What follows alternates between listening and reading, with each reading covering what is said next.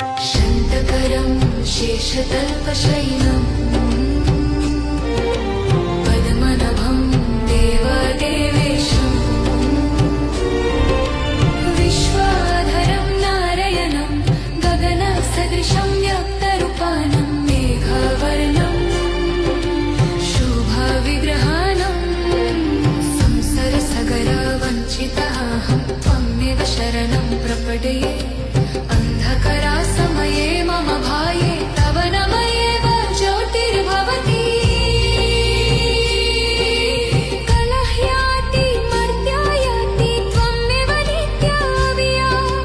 यदमामा विश्वसाभं नः नारायण त्वमेव सहाया तव दर्शनेन मोक्षं प्राप्नोमि अगच्छ माम पुरातः मुखं दर्शय